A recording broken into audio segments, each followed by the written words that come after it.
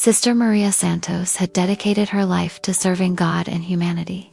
But she never imagined that her greatest test of faith would come in the form of desperate families seeking refuge in the basement of St. Catherine's Church. At 52 years old, with 28 years of religious service behind her, she had built a reputation as a tireless advocate for the marginalized in the small border town of San Miguel, Arizona. Her weathered hands and lined face told the story of countless hours spent feeding the hungry, clothing the poor, and comforting the afflicted. The parish of St. Catherine's sat just 30 miles from the Mexican border, in a community where the harsh realities of immigration policy played out daily in human terms. Sister Maria had watched families torn apart by deportations, children separated from parents, and desperate people making impossible choices between safety and survival. The church had always been a sanctuary in the truest sense, offering food, shelter, and spiritual comfort to anyone who needed it, regardless of their legal status or country of origin. The basement of St. Catherine's had originally been designed as a fellowship hall, a place where parishioners could gather for community meals and social events.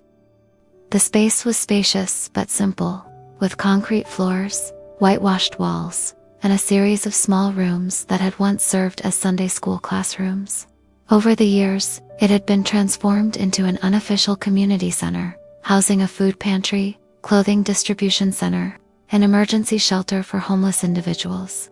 What began as an impulse to help a single family in crisis gradually evolved into something much larger and more dangerous. Sister Maria's decision to open the church basement as an underground sanctuary would challenge everything she believed about obedience, authority, and the true meaning of Christian service. She knew that her actions could bring severe consequences not just for herself, but for the entire parish and the diocese that oversaw it. Yet as she looked into the eyes of frightened children and desperate parents, she felt a calling that transcended human law and institutional policy. The Ramirez family arrived at St. Catherine's on a cold October evening, their exhaustion and fear evident in every line of their bodies. Maria Ramirez clutched her two young children, Sofia, age 7, and Miguel, burly 4, while her husband Carlos supported her with one arm and carried their few possessions in a worn backpack. They had been traveling for 3 weeks, fleeing violence in their home state of Michoacan that had threatened their children's lives. When they knocked on the door of the church rectory at nearly midnight, Sister Maria didn't hesitate. The family was dehydrated, malnourished, and suffering from exposure to the desert elements. Little Sofia had developed a persistent cough that worried her mother, while Miguel had withdrawn into silence, his young mind struggling to process the trauma of their journey and the loss of everything familiar. Sister Maria led the family down to the church basement, where she prepared a simple but clean space with cots, blankets, and basic supplies. The fellowship hall's kitchen allowed her to prepare hot meals, while the bathroom facilities provided hot showers and clean clothes from the parish's donation center. As she watched the children's faces brighten at the sight of toys and books, Sister Maria felt a profound sense of purpose that confirmed her belief that she was doing God's work. The plan was supposed to be temporary, a few days of rest and recovery, while Sister Maria contacted trusted volunteers who could help the family continue their journey to relatives in Chicago. But as she observed the children beginning to feel safe for the first time in weeks, playing quietly while their parents finally allowed themselves to sleep deeply, she began to understand that what she was offering was more than just temporary shelter. She was providing something immeasurable, the gift of human dignity and the promise that they were not alone in their struggle. Word of Sister Maria's sanctuary spread quietly through the invisible networks that connected immigrant communities across the southwestern United States. Within 2 months, what had begun as emergency shelter for one family had evolved into a sophisticated underground operation that provided temporary safe haven for dozens of people fleeing violence, persecution, and poverty. The basement of St. Catherine's became a way station on a modern underground railroad. Sister Maria recruited a carefully vetted team of volunteers. Dr. Elena Vasquez, a retired pediatrician from the parish, provided medical care on a volunteer basis, treating everything from dehydration and malnutrition to more serious conditions. Attorney Miguel Torres offered pro bono legal consultations, helping families understand their rights and options within the complex immigration system. Local teachers provided informal education for children who couldn't attend public school. The logistics required careful planning and constant vigilance. Food and supplies had to be purchased in quantities that wouldn't attract attention, while medical waste needed to be disposed of discreetly. Sister Maria established a rotation system for volunteers, ensuring that no one person spent enough time at the church to establish a suspicious pattern. Communication was conducted through encrypted messaging apps and coded language. The financial burden of supporting multiple families strained the church's resources, but Sister Maria found creative solutions. Anonymous donations began appearing in the church collection box, often accompanied by notes expressing support for her work. Local businesses, many owned by immigrant families themselves, quietly contributed supplies and services. A sympathetic grocery store manager arranged for Sister Maria to purchase damaged goods at deep discounts, while a medical supply company accidentally delivered more supplies than ordered, refusing payment for the extras. As the sanctuary operation expanded, Sister Maria began to understand the profound psychological toll that living in hiding exacted on the families under her care. Adults who had been productive members of their communities found themselves confined to the basement for weeks at a time, unable to work, contribute, or plan for the future. The uncertainty of their legal status created a constant state of anxiety that manifested in sleepless nights, loss of appetite, and psychological paralysis. The children faced their own unique challenges. Bright, curious minds were forced to adapt to a world where going outside meant danger, where speaking too loudly could bring unwanted attention. Sister Maria watched 7-year-old Sofia Ramirez transform from a chattering, energetic child into a quiet observer who flinched at unexpected sounds.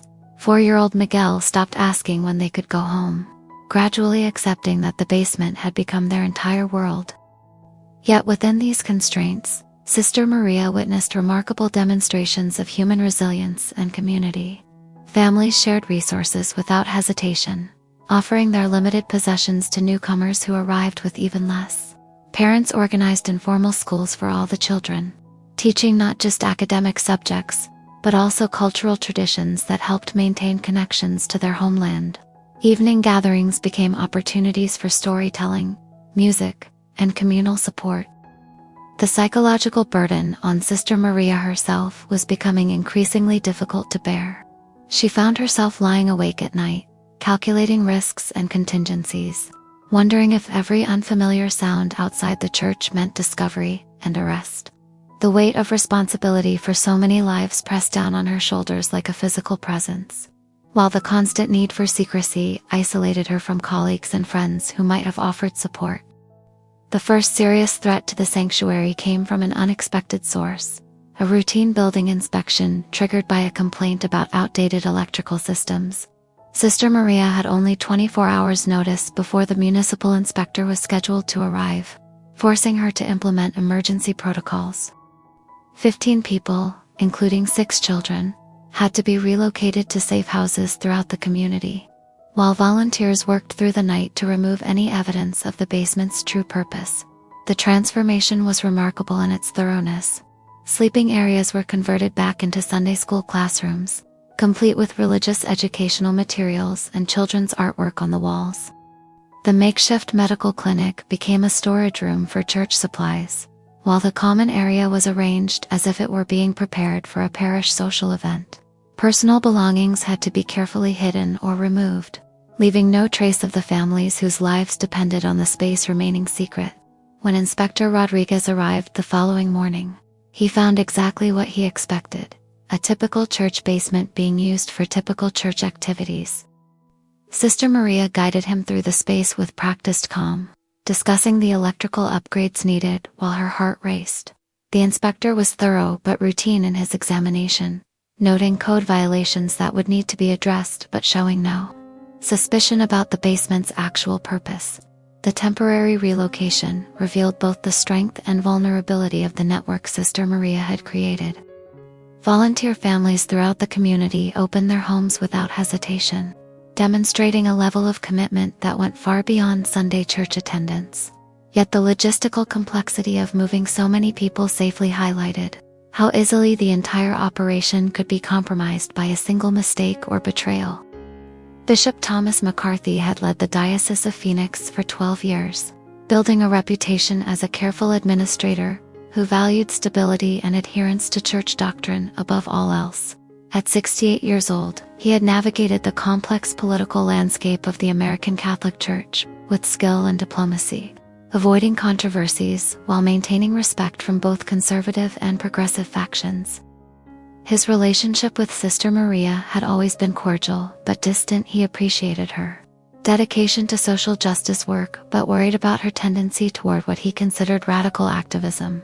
The first hints that something unusual was happening at St. Catherine's came through official channels that Sister Maria couldn't have anticipated. Federal immigration authorities had begun requesting records from religious organizations suspected of harboring undocumented immigrants, part of a broader crackdown that had already resulted in arrests at several churches across the Southwest. While the requests were officially voluntary, the implicit threat of investigation had made diocesan leadership extremely nervous. Bishop McCarthy's initial approach was indirect, sending his assistant to conduct what was described as a routine pastoral visit to St. Catherine's. Father Rodriguez spent 2 days at the parish, attending masses, interviewing staff, and reviewing financial records with the thoroughness of an auditor. His report back to the bishop was carefully neutral, noting Sister Maria's exceptional dedication, while also documenting irregularities in supply purchases and volunteer schedules that merited further attention. The bishop's concerns were compounded by reports from other parishes about Sister Maria's recruitment efforts.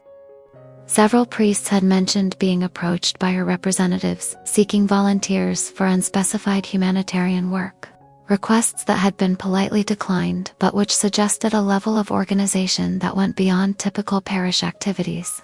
When combined with the unusual pattern of donations and purchases at St. Catherine's, these reports painted a picture of an operation that was both larger and more secretive than anything the diocese officially sanctioned. The meeting between Sister Maria and Bishop McCarthy took place on a gray January morning in the austere conference room of the diocesan offices. Sister Maria sat across from the bishop at a polished mahogany table, her hands folded in her lap as she prepared for a conversation that could end her religious career and destroy the sanctuary that had become her life's most important work. Bishop McCarthy began with the measured tone of a prosecutor presenting evidence, outlining the financial irregularities, suspicious activities, and federal inquiries that had brought St. Catherine's to his attention. He spoke of the church's legal obligations, the potential consequences of harboring undocumented immigrants, and the scandal that would inevitably follow if their activities became public knowledge. His words were chosen carefully, each one designed to remind Sister Maria of her vows of obedience and the institutional loyalty that should supersede her personal convictions. Sister Maria, the bishop said, his voice carrying the weight of decades of ecclesiastical authority, I need you to tell me exactly what is happening in your parish. The church cannot protect what it does not acknowledge, and it cannot acknowledge what violates federal law. The question hung in the air between them, a moment of truth that would determine not just Sister Maria's future, but the fate of the families counting on her protection. Sister Maria's response came from a place deeper than fear or self-preservation. She spoke about the gospel mandate to welcome the stranger, the moral imperative to protect the vulnerable, and the prophetic tradition that called religious people to stand with the marginalized against unjust systems. Her voice remained steady as she described the faces of the children in her care, the parents who had risked everything to seek safety for their families, and the God she encountered daily in the basement of St. Catherine's Church. Bishop McCarthy listened to Sister Maria's passionate defense of her sanctuary work, with the patience of a man accustomed to hearing confessions and justifications. When she finished speaking, he leaned back in his chair and studied her face with the calculating gaze of someone weighing complex political and spiritual considerations. The silence stretched between them for long moments, filled with the weight of institutional authority, confronting prophetic witness. Sister, the bishop finally said, I understand your compassion, and I admire your dedication to serving the poor and vulnerable. But what you are describing is not ministry, it is political activism that puts our entire diocese at risk. The Church cannot survive as an institution if we openly defy federal law, regardless of how unjust we might consider that law to be. His words carried the measured authority of someone who had spent decades balancing competing demands and preserving institutional stability.